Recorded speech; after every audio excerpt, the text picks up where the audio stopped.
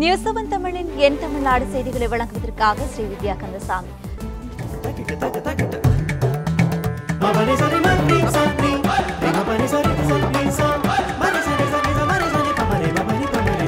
என் தமிழ்நாடு. திருப்பூரில் தற்காலிக ஓட்டுநர் இயக்கிய அரசு பேருந்து இருசக்கர வாகனம் மீது மோதியதில் பெண் ஒருவர் பரிதாபமாக உயிரிழந்தார். மேலும் 2 பேர் படுகாயமடைந்தனர். தமிழகம் முழுவதும் போக்குவரத்து தொழிலாளர்கள் வேலைநிறுத்த போராட்டம் நடத்தி வருவதால் பெரும்பாலான மாவட்டங்களில் தற்காலிக ஓட்டுநர்களால் அரசு பேருந்துகள் இயக்கப்பட்டு வருகின்றன. இந்நிலையில் திருப்பூர் நடராஜ் தியேட்டர் அருகே இருசக்கர வாகனம் மீது தற்காலிக ஓட்டுநர் ஓட்டி வந்த அரசு பேருந்து மோதியது. இதில் பெண் ஒருவர் சம்பவ இடத்திலேயே உயிரிழந்தார். மேலும் 2 பேர் சிகிச்சைக்காக மருத்துவமனையில் அனுமதிக்கப்பட்டுள்ளனர். விபத்து நிகழ்ந்து 30 நிமிடம் ஆகியும் ஆம்புலன்ஸ் வராததே உயிரிழப்பிற்கு காரணம் என பொதுமக்கள் வேதனை தெரிவிக்கின்றனர். இச்சம்பவம் குறித்து தற்காலிக ஓட்டுநர் கதிரேசனிடம் போலீசார் விசாரணை நடத்தி வருகின்றனர். கவர்மெண்ட் பஸ் தான் அடிச்சதுங்க. இவங்களுக்கு ஒரு லேடிக்கு பார்த்தீங்கன்னா 3 பேருக்குமே உயிர் இருந்ததுங்க. ஆம்புலன்ஸ் வரது பார்த்தீங்கன்னா ரொம்ப லேட் ஆயிடுச்சுங்க. 20 நிமிஷத்துக்கு மேலே ஆயிடுச்சுங்க. அரை மணி நேரம் ஆயிடுச்சுங்க. அதனால தான் பார்த்தீங்கன்னா இந்த லேடி உயிர் ஸ்பாட்லேயே போயிடுச்சுங்க. இங்கே இடிச்ச பஸ் அங்கே நிற்கிது, முன்னாடி நிற்கிது கவர்மெண்ட் பஸ் நிற்கிதுங்க. அவர் டிரைவர் 2 பேர் போயிட்டாங்க, எங்கன்னு தெரியல. அவங்க இறங்கி ஓட்டிட்டாங்க. யாரும் இல்லை, இவங்க மட்டும் தான் இருந்தாங்க. ஒருத்தர் ஸ்பாட்லேயே அவுட் ஆகிட்டாங்க. 2 பேர் மட்டும் தான் இருக்காங்க. திமுக கம்யூனிஸ்ட் கட்சியை சேர்ந்த போக்குவரத்து தொழிற்சங்கங்கள் திட்டமிட்டு போராட்டம் என்ற பெயரில் நாடகம் நடத்துவதாக அமைச்சர் வெல்லமண்டி நடராஜன் குற்றம் சாட்டியுள்ளார். போக்குவரத்து ஊழியர்களின் வேலைநிறுத்தம் இன்றும் தொடர்வதால் பொதுமக்கள் கடும் அவதிக்கு உள்ளாகியுள்ளனர். இந்நிலையில் திருச்சியில் ஆய்வு மேற்கொண்ட சுற்றுலாத்துறை அமைச்சர் வெல்லமண்டி நடராஜன் அங்குள்ள 14 அரசு போக்குவரத்து பணிமனைகளுக்கு சென்று போக்குவரத்து அதிகாரிகளிடம் நிலைமையை கேட்டறிந்தார். பின்னர் செய்தியாளர்களிடம் பேசிய அவர், அரசு நடத்திய பேச்சுவார்த்தையில் 35 சங்கங்கள் உடன்பாடு தெரிவித்ததாகவும், ஆனால் திமுக கம்யூனிஸ்ட் உள்ளிட்ட சில சங்கங்கள் பொதுமக்களுக்கு இடையூறாக இருக்க வேண்டும் என்ற எண்ணத்தோடு போராட்டத்தில் ஈடுபட்டுள்ளதாகவும் குற்றம் சாட்டினார். கோரிக்கைகளை ஏற்றுக்கொள்வதாக அரசு அறிவித்த பின்னரும் திமுக கம்யூனிஸ்ட் தொழிற்சங்கங்கள் நாடகம் நடத்துவதாக அவர் குற்றம் சாட்டினார். அரசின் கோரிக்கையை ஏற்று போக்குவரத்து தொழிலாளர்கள் பணிக்கு திரும்ப தொடங்கி உள்ளதாகவும், நாளைக்குள் 100% பேருந்துகள் இயக்கப்படும் என்றும் அமைச்சர் வெல்லமண்டி நடராஜன் உறுதியளித்தார். 45 சங்கங்கள் கலந்து கொண்ட அந்த பேச்சுவார்த்தையில் 35 சங்கங்கள் ஏற்றுக்கொண்டன. ஒரு 1-2 சங்கங்களான திராவிட முன்னேற்ற கழகத்தை சார்ந்த தோமுசா, அதேபோன்று கம்யூனிஸ்ட் போன்ற சங்கங்கள் வேண்டுமென்றே திட்டமிட்டே ஏதாவது ஒரு போராட்டத்தை நடத்தி கொண்டே இருக்க வேண்டும், பொதுமக்களுக்கு இடையூறாக இருக்க வேண்டும் என்கின்ற எண்ணத்தோடு போராட்டத்தில் ஈடுபட்டிருக்கின்றார்கள். இதேபோல் ராமநாதபுரம் மற்றும் பரமக்குடியில் அரசு போக்குவரத்து கழக பணிமனைகளில் தகவல் தொழில்நுட்பத்துறை அமைச்சர் மணிகண்டன் நேரில் ஆய்வு மேற்கொண்டார். பேருந்து நிலைய வளாகங்களிலும் ஆய்வு மேற்கொண்ட அமைச்சர் பயணிகளிடம் குறைகளை கேட்டறிந்தார். பின்னர் செய்தியாளர்களுக்கு பேட்டியளித்த அவர், தனியார் பேருந்துகளில் கூடுதல் கட்டணம் வசூலித்தால் உரிய நடவடிக்கை எடுக்கப்படும் என எச்சரித்தார். தனியார் பேருந்துகள் அதிகமான நடைகள் ஓட்டுவதனால் அது நிறைய ஓடிக்கொண்டிருக்க மாதிரி தெரிகிறது. ஆனால் அவர்கள் எல்லா விதமான கட்டணத்தை நியாயமாகத்தான் வசூல் செய்து கொண்டிருக்கிறார்கள். அப்படி ஏதேனும் குற்றச்சாட்டுகள் வந்தால், அதிகமான வசூல் செய்தால் அவர் மீது உடனடியாக நடவடிக்கை எடுக்கப்படும். அதற்கு அதிகாரிகளை நாங்கள் அறிவுறுத்தியிருக்கிறோம். போக்குவரத்து ஊழியர்களின் போராட்டம் இன்றும் தொடரும் நிலையில் பல்வேறு பகுதிகளில் அரசு பேருந்துகள் மீது கல்வீசி தாக்குதல் நடத்தப்பட்டன. திருவள்ளூர் மாவட்டம் பழவேற்காட்டிலிருந்து பொன்னேரி நோக்கி சென்ற அரசு பேருந்து வஞ்சவாக்கம் அருகே சென்று கொண்டிருந்த போது அடையாளம் தெரியாத நபர்கள் கல் வீசியதில் பேருந்தின் கண்ணாடி உடைந்தது. பேருந்து ஓட்டுநர் மற்றும் பயணிகள் காயமின்றி தப்பிய நிலையில் சம்பவம் தொடர்பாக போலீசார் விசாரணை மேற்கொண்டு வருகின்றனர். சென்னை கோயம்பேட்டிலிருந்து நாகர்கோவில் சென்ற அரசு பேருந்து கோவில்பட்டி தேசிய நெடுஞ்சாலையில் சென்று கொண்டிருந்த போது மர்ம நபர்கள் சிலர் பேருந்து மீது கல் வீசி தாக்குதல் நடத்தியுள்ளனர். இதில் பேருந்தின் முன்பக்க கண்ணாடி சேதமடைந்ததுடன் ஓட்டுநரும் காயமடைந்தார். இதையடுத்து பேருந்திலிருந்து பயணிகள் மாற்று பேருந்து மூலம் நாகர்கோவில் அனுப்பி வைக்கப்பட்டனர். சம்பவ இடத்தை நேரில் பார்வையிட்ட கோவில்பட்டி டிஎஸ்பி முருகவேல் கல்வீச்சு தொடர்பாக விசாரணை நடத்தி வருகிறார். நெல்லை மாவட்டம் பாபநாசத்தில் பயணிகளுடன் சென்ற அரசு பேருந்து பாபநாசம் திருநெல்வேலி சாட்டுப்பத்து வழியாக சென்று கொண்டிருந்த போது மர்ம நபர்கள் கல்வீசி தாக்குதல் நடத்தியுள்ளனர். இதில் பேருந்தின் பின்பக்க கண்ணாடி முற்றிலும் சேதமடைந்தது. இருப்பினும் பயணிகளுக்கு எவ்வித பாதிப்பும் ஏற்படவில்லை. கடலூர் மாவட்டத்தில் 80% அரசு பேருந்துகள் இயக்கப்படாததால் பயணிகள் கடும் அவதிக்கு உள்ளாகியுள்ளனர். சென்னை உள்ளிட்ட வெளிநகரங்களுக்கு இயக்கப்படும் தனியார் பேருந்துகளில் கூடுதல் கட்டணம் வசூலிக்கப்படுவதாக குற்றம் சாட்டியுள்ள பயணிகள் தனியார் முதலாளிகளுக்கு அமைச்சர்கள் துணை போவதாக புகார் தெரிவித்துள்ளனர். காலையிலேருந்து கால் கெடுக்க 2.5 மணி நேரமாக பஸ் ஸ்டாண்டில் நின்றுக்கிறோம். ஒவ்வொரு ப்ரைவேட் வண்டி 200லேருந்து 250ன்னு ஓப்பனாக ஃப்ராங்காக எல்லாருக்கும் கேட்குற மாதிரி சொல்லி ஏற்றுறாங்க. ஆனால் இப்போ டிவியில் மட்டும் அந்த டிரான்ஸ்போர்ட் மினிஸ்டர் வந்து நாங்கள் அது தனியார் கட்டணம் அதிகமாக வசூல் போனால் நடவடிக்கை எடுப்போன்னு சொல்கிறாரு. அது டிவி வாய்மொழியோடு இருக்குது. ஆனால் நடவடிக்கையில் எந்த இதுவும் தெரியல. இப்போ ஸ்ட்ரைக் நடந்துக்கிட்டு இருக்கு. இப்போ நான் சென்னை போகிறதுக்கு நாங்கள்லாம் வந்தோம். சென்னை போகிறதுக்கு வந்து கவர்மெண்ட் பஸ்ஸே கிடையாது. தனியார் பஸ் ஒன்று நிற்கிது. கேட்டால் 200 சொல்கிறாங்க. என் பையன் வந்து செய்யூரில் இறங்கணும்னா அதுக்கும் 200 கேட்குறாங்க. அரசாங்கம் என்ன சொல்லிட்டு இருக்காங்கன்னா இந்த மாதிரி போகிற பஸ் அதிகமாக கட்டணம் இருந்தால் நடவடிக்கை எடுப்போம்னு சொல்லிகிட்டே இருக்காங்க. பிரச்சனை என்னன்னா ரொம்ப நாளாக அந்த தொழிற்சங்கங்கள் சொல்லி போராட்டம் அறிவிச்சும் கூட கூப்பிட்டு பேசலை. இப்போ எனக்கு என்ன சந்தேகமாக இருக்குமாண்ணா, ஒரு வாரத்துக்கு தனியார் சம்பாதிக்க ஏதாவது அவங்க ஏற்பாடு பண்ணாங்களான்னு தெரியல. தனியார் லாபம் சம்பாதிக்கிறதுக்காக 150 ரூபா டிக்கெட் 200 வந்து ஓப்பனாக கூப்பிட்டு இருப்பாங்க. சவுண்டு கேட்குது பாருங்க, கூப்பிட்டு இருக்காங்க. தமிழகத்தில் போராட்டத்தில் ஈடுபட்டுள்ள போக்குவரத்து ஊழியர்கள் பல்வேறு இடங்களில் ஆர்ப்பாட்டத்தில் ஈடுபட்டனர். சிவகங்கையில் போராட்டத்தில் ஈடுபட்ட போக்குவரத்து தொழிலாளர்களை போலீசார் கைது செய்ததை கண்டித்து அனைத்து போக்குவரத்து தொழிலாளர்கள் சங்கத்தினர் கண்டன ஆர்ப்பாட்டத்தில் ஈடுபட்டனர். சிவகங்கை அரண்மனை வாசல் முன்பு நடந்த இந்த ஆர்ப்பாட்டத்தில் 100க்கும் மேற்பட்டோர் கலந்து கொண்டு போலீசாரை கண்டித்து முழக்கமிட்டனர்.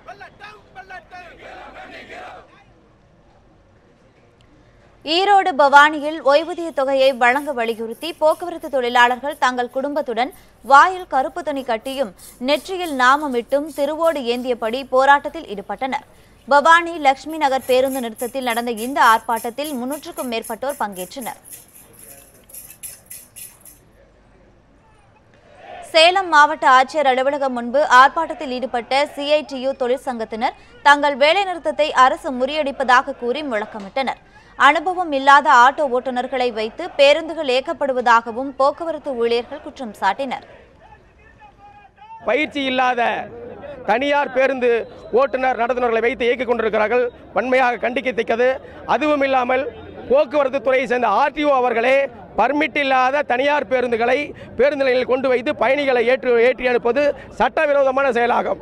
பர்மிட் இல்லாமல் இயங்கக்கூட பேருந்துகளை பறிமுதல் செய்ய வேண்டிய ஒரு RTO அரசாங்கத்தின் தூண்டுதலோடு பேருந்து நிலையத்தில் கொண்டு வந்து வைத்து பயணிகளை ஏற்று சட்டவிரோதமான செயல். இதற்காக நிச்சயமாக இங்கே இருக்க RTO பதில் சொல்ல வேண்டும். ஈரோடு அருகே எதிர்ப்பை மீறி செயல்பட்டு வந்த டாஸ்மாக் கடையை அப்பகுதி மக்கள் அடித்து நொறுக்கியதால் பெரும் பரபரப்பு ஏற்பட்டது. ஈரோடு வீரப்பன் சத்திரம் பெரிய வலசு சாலையில் டாஸ்மாக் கடை இயங்கி வந்தது. உச்சநீதிமன்றம் உத்தரவிட்டதை அடுத்து அப்பகுதியில் உள்ள தேசிய மற்றும் மாநில நெடுஞ்சாலைகளில் உள்ள மதுபான கடைகள் மூடப்பட்டதால் இந்த கடையில் கூட்டம் அதிகரித்து காணப்பட்டதாக கூறப்படுகிறது. இதனால் அப்பகுதியில் வசிக்கும் பெண்கள், குழந்தைகள் வெளியே நடமாட முடியாத சூழல் நிலவுவதாக குற்றச்சாட்டு எழுந்தது. இதனையடுத்து கடந்த 1 மாதத்திற்கு முன் அக்கடையை எதிர்த்து அப்பகுதி மக்கள் ஆர்ப்பாட்டத்தில் ஈடுபட்டனர். அப்போது மாவட்ட மேலாளர் அளித்த வாக்குறுதியை அடுத்து போராட்டத்தை கைவிட்டனர். எனினும் டாஸ்மாக் கடையை மூடாத காரணத்தால் ஆத்திரமடைந்த அப்பகுதி மக்கள் ஏராளமானோர் ஒன்றிணைந்து கடையின் முன்பக்கத்தை அடித்து நொறுக்கினர். 1 மாதத்துக்கு முன்னாடியே மறியல் பண்ணோம். 30 நாள் வாய்தா கொடுத்தாங்க. இப்போ கேட்டால் இடத்த கொடுங்க, நாங்கள் கடையை காலி பண்ணுறோம் அப்படிங்கிறாங்க. ரோட்டில் நடக்கவே முடியறது இல்லைங்க. பொம்பளைங்க போனால் முதுகு தட்டி பேசுகிறாங்க. சின்ன பிள்ளைங்களும் நடக்க முடியல. கடை கண்ணிக்கு வரவே முடியாது. 5 மணிக்கு மேலேயில் அந்த ரோட்டில் நடக்கவே முடியாது இல்லைங்க. பெரிய ப்ராப்ளமாக இருக்குது. அசிங்கமாக பேசுகிறாங்க. எப்படிங்க நாங்கள் நடக்கிறது? இனிமேல் கடை சாப்பிட்டு சொல்லி இன்றைக்கி சொல்லியிருக்குதுங்க. மறுக்கா கடையை திறந்தாங்கன்னா நாங்கள் அடித்து ஓடிப்போங்க. மதுபான கடைகளை மூடக்கோரி தமிழகம் முழுவதும் பல்வேறு பகுதிகளில் பொதுமக்கள் போராட்டத்தில் ஈடுபட்டனர். அரியலூர் மாவட்டம் செந்துறை அருகே உள்ள RS மாத்தூரில் குடியிருப்பு பகுதியில் அரசு மதுபான கடை செயல்பட்டு வருகிறது. இக்கடையை மூடக்கோரி இப்பகுதி பெண்கள் கோரிக்கை விடுத்து வருகின்றனர். இந்நிலையில் மதுக்கடைக்கு சென்ற பெண்கள் பூட்டை உடைத்து உள்ளே சென்றனர். அங்கிருந்த மது பாட்டில்களை வெளியே வீசி எறிந்து உடைத்தனர். அப்போது அங்கு வந்த சில மது பிரியர்கள் உடையாத மது பாட்டில்களை அருந்துவதற்காக எடுத்துச் சென்றனர்.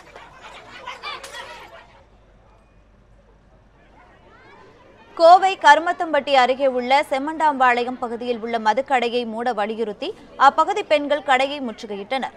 மதுக்கடைக்கு அருகே பள்ளிக்கூடம், கோவில்கள் உள்ளதால் பொதுமக்களின் பாதுகாப்பு கருதி உடனடியாக கடையை அகற்ற வேண்டும் என பொதுமக்கள் வலியுறுத்தினர். 24 மணி நேரம் வியாபார கட்டுப்பாடற்ற டாஸ்மார்க்கினுடைய எந்த கட்டுப்பாடும் இல்லாத வியாபாரம் தொடர்ந்து நடக்குது. எங்களுடைய பகுதி மக்களுக்கு ஒரு அச்சுறுத்தலாக இருக்குது. இந்த கடையை அகற்ற வரைக்கும் மக்கள் தொடர்ந்து இங்கிருந்து போராடுறதுன்னு முடிவு செஞ்சுருக்கிறோம்.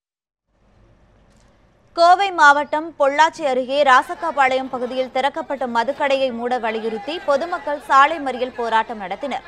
மதுபான கடையை உடனடியாக மூட வேண்டும் என மக்கள் முழக்கங்களை எழுப்பினர். தகவல் அறிந்து வந்த போலீசார் மதுக்கடையை மூட நடவடிக்கை எடுக்கப்படும் என உறுதியளித்ததால் மறியல் போராட்டம் கைவிடப்பட்டது. சாராய கடையினாலங்க எத்தனை குடும்பம் அழியுதுங்க. ஆம்பளைகள்லாம் வேலைக்கு போறாங்க, வீட்டுக்கு வர்றது இல்லைங்க. குடிச்சிட்டு அப்படியே குடிச்சிட்டு கடையிலேயே படுத்துக்கிறாங்க. குழந்தைகளெல்லாம் நாங்கள் சின்னப்பட்டு சீரழிஞ்சிட்டு இருக்கிறோங்க. நாங்கள் வேலைக்கு போறது சின்னஞ்சிரிச்சு குழந்தைகள் வச்சுட்டு நாங்கள் என்ன செய்யறதுங்க? அதனால இந்த கடையில் வந்து இழுத்து மூடணுங்க. கோவையில் டாஸ்மாக் மதுபான கடைகள் மற்றும் பணியாளர்களுக்கு உரிய பாதுகாப்பு வழங்க வலியுறுத்தி டாஸ்மாக் தொழிற்சங்கங்கள் சார்பில் மாவட்ட ஆட்சியரிடம் மனு அளிக்கப்பட்டது. கோவை மாவட்டத்தில் அரசு மதுபான கடைகளை சமூக விரோதிகள் நாள்தோறும் தாக்கி வருவதாகவும் இதனால் தங்களுக்கு பெரும் அச்சுறுத்தல் ஏற்பட்டுள்ளதாகவும் குற்றம் சாட்டியுள்ளனர். எனவே மதுபான கடை பணியாளர்களுக்கு உரிய பாதுகாப்பு வழங்க வேண்டும் என மனுவில் கேட்டுக் கொண்டுள்ளனர். இன்றைக்கி வந்து டாஸ்மாக் கடையில் பணியாற்றக்கூடிய பணியாளர்களுக்கு போதிய பாதுகாப்பு இல்லை. இன்றைக்கி ரெண்டாவது டாஸ்மாக் கடையில் இருக்கிற சொத்துக்கள் அனைத்துமே அரசு சொத்து, அதுக்கு பாதுகாப்பு இல்லை. அதனால் ரெண்டுக்குமே எங்களுக்கு போதிய பாதுகாப்பு வேணும்னு சொல்லி மாவட்ட ஆட்சித்தலைவர்கிட்ட மனு கொடுக்க வந்திருக்கோம். மத்திய அரசின் ஒற்றை தீர்ப்பாயத்திற்கு எதிர்ப்பு தெரிவித்து திருவாரூர் அருகே குருடாச்சேரி ரயில் நிலையத்தில் பயணிகள் ரயிலை மறிக்க முயன்ற விவசாயிகளை காவல்துறையினர் கைது செய்தனர். மத்திய அரசு சார்பில் தேசிய ஒற்றை தீர்ப்பாயம் அமைத்து காவிரி பிரச்சினையை விசாரிக்க முயற்சி மேற்கொள்ளப்பட்டு வருவதாக தகவல் வெளியானது. இதற்கு தமிழகத்தில் விவசாயிகள் மத்தியில் கடும் எதிர்ப்பு எழுந்துள்ளது. இதன் தொடர்ச்சியாக காவிரி உரிமை மீட்புக்குழு சார்பில் தஞ்சை, திருவாரூர், நாகை மாவட்டங்களில் மத்திய அரசின் தேசிய நதிநீர் ஒற்றை தீர்ப்பாயம் அமைக்க கண்டனம் தெரிவித்து நேற்று முதல் தொடர் ரயில் மறியல் போராட்டம் நடத்தப்பட்டு வருகிறது. இன்று 2வது நாளாக திருவாரூர் அருகே குருடாச்சேரி ரயில் நிலையத்தில் எர்ணாகுளம், காரைக்கால் பயணிகள் ரயிலை மறித்து போராட்டத்தில் ஈடுபட விவசாயிகள் முயன்றதால் சிறிது நேரம் பரபரப்பு ஏற்பட்டது. அப்போது பாதுகாப்பு பணியில் இருந்த காவல்துறையினர் விவசாயிகளை கைது செய்தனர். பின்னர் விவசாயிகள் அனைவரும் விடுவிக்கப்பட்டனர். காவிரி மேலாண்மை வாரியம் மற்றும் ஒழுங்காற்று குழு அமைச்சு செயல்படுத்த சொன்னால் மத்திய அரசு ஒற்றை தீர்ப்பாயத்தை அனுமதிக்கிறாங்க. அந்த சட்டத்தை உடனடியாக அவங்க வாபஸ் வாங்கணும். மேகதாது அணை கட்டங்கிறத உடனடியாக கைவிடணும். காவிரியில் உள்ள எங்களுடைய உரிமையை 205 டிஎம்சி தண்ணீரை உடனடியாக ஆண்டுதோறும் வழங்குவதற்கான ஏற்பாடு பண்ணணும். திருப்பூரில் கூலி உயர்வு தரக்கோரி பாத்திர தொழிலாளர்கள் 21வது நாளாக காலவரையற்ற வேலைநிறுத்த போராட்டத்தில் ஈடுபட்டுள்ளனர். திருப்பூர் மாவட்டம் அனுப்பர்பாளையத்தில் உள்ள பாத்திர பட்டறைகளில் 1000க்கும் மேற்பட்ட தொழிலாளர்கள் கூலி அடிப்படையில் வேலை செய்து வருகின்றனர். இத்தொழிலாளர்களுக்கு 3 ஆண்டுகளுக்கு ஒருமுறை கூலி உயர்வு வழங்கப்படுவது வழக்கம். கடந்த 2014ஆம் ஆண்டு போடப்பட்ட ஒப்பந்தம் 2017ஆம் ஆண்டு ஜனவரியில் நிறைவடைந்தது. இதனையடுத்து அடுத்த 3 ஆண்டிற்கான கூலி உயர்வு ஒப்பந்தம் தொடர்பாக பாத்திர சங்க உரிமையாளர்கள் மற்றும் தொழிற்சங்க நிர்வாகிகளிடையே நடைபெற்ற பேச்சுவார்த்தையில் உடன்பாடு எட்டப்படாததால் 8 தொழிற்சங்கங்கள் கடந்த ஏப்ரல் 24ஆம் தேதி முதல் காலவரையற்ற வேலைநிறுத்த போராட்டத்தில் ஈடுபட்டு வருகின்றனர். மூலப்பொருட்களின் விலை உயர்வால் கூலியை உயர்த்தி தருவதில் சிக்கல் நீடிப்பதாக உற்பத்தியாளர்கள் தரப்பில் தெரிவிக்கப்பட்டுள்ளது. எனினும் தங்களுக்கு நியாயமான கூலி உயர்வு கிடைக்கும் வரை வேலைநிறுத்த போராட்டம் தொடரும் என பாத்திர தொழிலாளர் சங்க நிர்வாகிகள் தெரிவித்துள்ளனர். 5 வருஷமாக பாத்திர தொழில் செஞ்சுட்டு இருக்கேங்க. கடந்த 21 நாளாக நாங்கள் போராட்டத்தில் ஈடுபட்டுருக்கோம். கூலி விலை உயர்வு கேட்டு அனைத்து சங்கமும் சேர்ந்து 2-3 தடவை அனுப்பப்பட ரவுண்டான பக்கத்தில் நாங்கள் ஆர்ப்பாட்டம் கூட பண்ணி பார்த்துட்டோம். ஆனால் அரசாங்கம் எந்த நடவடிக்கை எடுக்கல. இப்போ பார்த்தீங்கன்னா குடும்பத்தில் ரொம்ப கஷ்டமாக இருக்குது. கன்னியாகுமரி மாவட்டம் கடற்கரை கிராமங்களில் தடுப்புச் சுவர் அமைக்காவிட்டால் போராட்டம் நடத்தப்படும் என கிள்ளியூர் சட்டமன்ற உறுப்பினர் ராஜேஷ்குமார் எச்சரித்துள்ளார். கன்னியாகுமரி மாவட்டம் ரவிபுத்தன் துறை, பூத்துறை ஆகிய கடலோர பகுதிகளில் கடந்த சில நாட்களாக நிலவும் கடல் சீற்றத்தால் 30க்கும் மேற்பட்ட வீடுகள் சேதமடைந்துள்ளன. வீடுகளை இழந்துள்ள மக்கள் வெளியிடங்களில் தஞ்சமடைந்துள்ளனர். ஆனால் கடற்கரை கிராமங்களை கடல் சீற்றத்திலிருந்து காக்கும் விதமாக தடுப்புச் சுவர் அமைக்கப்படவில்லை என புகார் எழுந்துள்ளது. இந்நிலையில் பாதிக்கப்பட்ட மக்களுக்கு மாற்று இடம் வழங்க வேண்டும் எனவும் கடல் அலை தடுப்புச் சுவர் அமைக்க மாவட்ட நிர்வாகம் நடவடிக்கை எடுக்க வேண்டும் என்றும் கிள்ளையூர் சட்டமன்ற உறுப்பினர் ராஜேஷ்குமார் கோரிக்கை விடுத்துள்ளார். கோரிக்கையை நிறைவேற்றாவிட்டால் மக்களை திரட்டி போராட்டம் நடத்த உள்ளதாகவும் ராஜேஷ்குமார் எச்சரித்துள்ளார். இலவச வீடுகள் பட்டா வழங்கி இலவச வீடுகளை கட்டித் தருவதற்கும் உத்தரவாதம் தந்திருக்கின்றார்கள். நிச்சயமாக அதை நான் தொடர்ந்து அதை அவர்கள் செய்வார்களா என்பதை நான் பார்ப்பேன். இல்லை என்றால் நிச்சயமாக சட்டமன்ற உறுப்பினர் என்ற முறையில் மக்களை திரட்டி அதற்கான வழிமுறைகளில் போராட்ட களத்தில் நான் இறங்குவேன் என்பதை இந்த நேரத்தில் தெரிவித்துக் கொள்கிறேன். மேலூரில் சூறைக்காற்றுடன் பெய்த கனமழையால் 30க்கும் மேற்பட்ட வீடுகள் மற்றும் 50க்கும் மேற்பட்ட மரங்கள் சேதமடைந்தன. மதுரை மாவட்டம் மேலூரை சுற்றி இருக்கக்கூடிய பகுதியிலான எட்டிமங்கலம், திருவாதவூர், தும்பைப்பட்டி, 18ஆம் குடி உள்ளிட்ட பல்வேறு இடங்களில் நேற்று இரவு சூறைக்காற்றுடன் பலத்த மழை பெய்தது. இந்த மழையின் காரணமாக 30க்கும் மேற்பட்ட வீடுகள் மற்றும் 50க்கும் மேற்பட்ட மரங்களும் சேதமடைந்தன. மேலும் சாலையோரங்களில் இருந்த மின்சார கம்பங்களும் சாய்ந்ததால் மின்சாரமும் துண்டிக்கப்பட்டது. மழையால் சேதமடைந்த சாலைகளை உடனடியாக சீரமைக்க வேண்டும் என்றும் பாதிக்கப்பட்டவர்களுக்கு உரிய நிவாரணம் வழங்க வேண்டும் என்றும் அப்பகுதி மக்கள் கோரிக்கை விடுத்துள்ளனர். ராத்திரி ஒரு பெரிய காற்று வந்துச்சு. நாங்கள் உள்ள ரைஸ் மில்கில் தான் புழுங்க அரைச்ச மணிக்கு புழுங்க எல்லாமே இருந்துச்சு. புழுங்க அரிசி எல்லாம் அது தூக்குறதுக்குள்ள காற்று ஜெயின்னு தூக்கி ஒரே தான் தூக்கியாந்து இங்கே போட்டுருச்சு. உள்ள அரிசி மூடை, நெல் மூடை எல்லாம் நனைஞ்சு வச்சு, புழுங்க பூரா நனைஞ்சு வச்சு. இதில் லோனெல்லாம் வாங்கியிருக்கேன். ரொம்ப கஷ்டப்படுறேன். லோனெல்லாம் எப்படி கட்டுறது, நான் எப்படி மில்லு நடத்துறது ஒன்றும் தெரில. அரசாங்கம் தான் ஏதாவது உதவி செய்யணும். உதகையில் கோடை சீசனை முன்னிட்டு உதகை படகு இல்லத்தில் நடைபெற்ற படகு போட்டிகளில் ஏராளமான சுற்றுலா பயணிகள் ஆர்வத்துடன் பங்கேற்றனர். உதகையில் தற்போது கோடை சீசன் களைகட்ட தொடங்கியுள்ளதால் சுற்றுலா பயணிகளின் வருகை அதிகரித்து காணப்படுகிறது. இதனையொட்டி தமிழக அரசு சார்பில் கோடை விழா நடத்தப்பட்டு வருகிறது. உதகையில் உள்ள படகு இல்லத்தில் தமிழக சுற்றுலாத்துறை சார்பில் படகு போட்டி நடத்தப்பட்டது. இதில் ஆண்கள், பெண்கள் என 5 பிரிவுகளில் போட்டிகள் நடத்தப்பட்டன. போட்டியில் பங்கேற்ற சுற்றுலா பயணிகளை அங்கு கூடியிருந்த சுற்றுலா பயணிகள் உற்சாகப்படுத்தினர். இந்த போட்டியில் ஆண்கள் இரட்டையர் பிரிவில் சென்னையை சேர்ந்த முத்து மற்றும் அமித் ஆகியோர் முதலிடம் பிடித்தனர். பெண்கள் இரட்டையர் பிரிவில் கோவையை சேர்ந்த ஜீவிதா மற்றும் கல்பனா ஆகியோர் முதலிடம் பிடித்தனர். முடிவில் போட்டிகளில் வெற்றி பெற்றவர்களுக்கு பரிசுகள் வழங்கப்பட்டன. மே மாதம் லீவுக்காக சுற்றி பார்க்கலான்னு வந்தோம். போட்டர்ஸ்க்கு வரும்போது போட் ரேஸ் வைக்கிறேன்னு சும்மா கூப்பிட்டாங்க, போனோம், வின் பண்ணியிருக்கோம். செகண்ட் பிளேஸ் வின் பண்ணியிருக்கோம். ரொம்ப சந்தோஷமாக இருக்குது. என் பையனும் ஹஸ்பண்டும் ரொம்ப இன்சிஸ்ட் பண்ணாங்க போகலான்ட்டு. சரி, ஒரு சேலஞ்சிங் தான் இருந்தது, இருந்தாலும் ஒரு பக்கம் ஒரு த்ரில்லிங்காகவும் இருந்தது. சரின்னு போனோம். பார்த்தா நல்ல ஒரு அங்கே போகும்போது ரொம்ப எக்ஸைட்டிங்காக இருந்தது. அந்த இதில் பார்த்தா ஃபர்ஸ்ட் ப்ரைஸ் கிடச்சிது.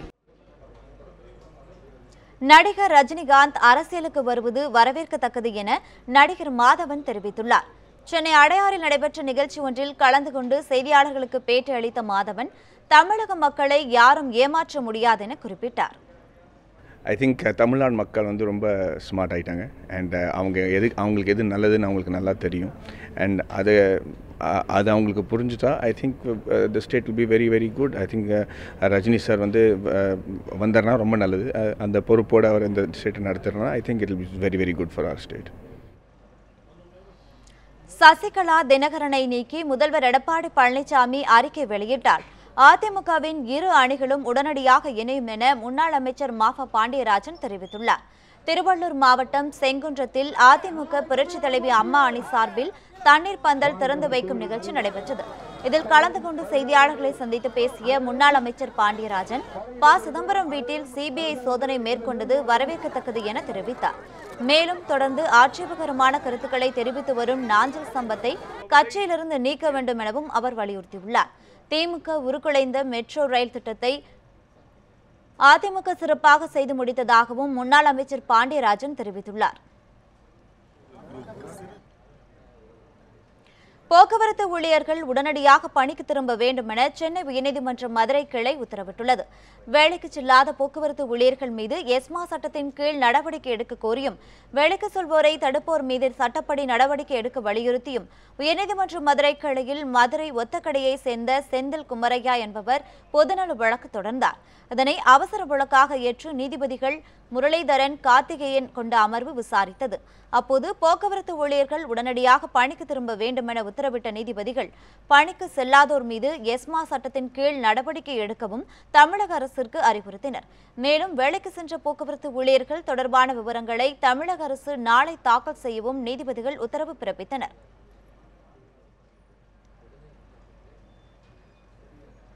போக்குவரத்து தொழிலாளர்களின் நியாயமான கோரிக்கைகளுக்கு எடப்பாடி பழனிசாமி தலைமையிலான அரசு தீர்வு காண வேண்டும் என முன்னாள் அமைச்சர் நத்தம் விஸ்வநாதன் வலியுறுத்தியுள்ளார். திண்டுக்கல்லில் அதிமுக புரட்சித் தலைவி அம்மா அணி சார்பில் நாளை செயல் வீரர்கள் கூட்டம் நடைபெறவுள்ளது. இதற்கான மேடை அமைக்கும் பணிகளை முன்னாள் அமைச்சர் நத்தம் விஸ்வநாதன் பார்வையிட்டார். பின்னர் செய்தியாளர்களை சந்தித்து பேசிய அவர், போக்குவரத்து தொழிலாளர்களின் வேலைநிறுத்தம் பொதுமக்களுக்கு பெரிய பாதிப்பை ஏற்படுத்தியுள்ளதாகவும் உடனடியாக அவர்களின் நியாயமான கோரிக்கைகளை ஏற்று தீர்வு காண வேண்டும் எனவும் வலியுறுத்தினார். தலைமை இல்லாத அரசாக எடப்பாடி பழனிசாமி அரசு செயல்படுவதாகவும் நத்தம் விஸ்வநாதன் குற்றம் சாட்டினார். வேலை நிறுத்தம் மக்களுக்கு மிகுந்த தொல்லையை தரும். ஆகவே மக்களுடைய நலன் கருதி எந்த சூழ்நிலையிலும் தொழிலாளர்கள் ஏற்றுக்கொள்ளக்கூடிய வகையில் அவர்களை அந்த பிரச்சனையை பேசி தீர்த்திருக்க வேண்டும் என்பது எங்களுடைய கருத்து. டெல்லியில் விவசாய சங்கங்கள் ஒன்று கூடி வரும் 21ஆம் தேதி முற்றுகையிடுவதா அல்லது ஜந்தர் மந்தரில் போராட்டம் நடத்துவதா என்பது குறித்து விரைவில் முடிவு செய்யப்படும் என தென்னிந்திய நதிகள் இணைப்பு சங்க தலைவர் ஐயா கண்ணு தெரிவித்துள்ளார். இதுகுறித்து ஈரோட்டில் செய்தியாளர்களிடம் பேசிய அவர், விவசாயிகளின் பிரச்சினை குறித்து வரும் 18ஆம் தேதி தமிழக முதல்வர் எடப்பாடி பழனிசாமியை சந்தித்து பேச உள்ளதாகவும் தெரிவித்தார். ரொம்ப நன்றி. ரொம்ப நேரம் காத்து வச்சுக்கணும். ஆமாம், போயிட்டு 20ஆம் தேதி அங்கே போகிறோம். அங்கே போய் எல்லாம் உட்காந்து பேசுகிறோம். 21ஆம் தேதி முடிவு பண்ணுறாங்க. முடிவு பண்ணி ஒரு மற்ற மாநில ஒரு 28 மாநிலத்திலிருந்து விவசாயி 300 விவசாய சங்க தலைவர்கள் வர்றாங்க. அங்கே உட்காந்து முடிவு பண்ணி என்னைக்கு டேட் ஃபிக்ஸ் பண்ணி எல்லாம் வந்து பெரிய 10 லட்சம் பேர் திரட்டி முற்றுகை போராட்டம். நதிகளை இணைப்பு தனி வெள்ளம் போய் கடல்ல உழுத, வங்காள விரிக்கடலையும் அரபிக்கடலையும் போய் அவ்வளவு தண்ணி போய் வேஸ்டா உழுவுது. அதை திருப்பி நதிகளை இணைப்பு லாபகரமான விலை கொடுக்கும் வரை விவசாயி வாங்கிய கடனை. இத்துடன் என் தமிழ்நாடு செய்தி தொகுப்பு நிறைவு பெற்றது. மேலும் பல்வேறு செய்திகளுக்கு தொடர்ந்து இணைந்திருங்கள் நியூஸ் 7 தமிழுடன்.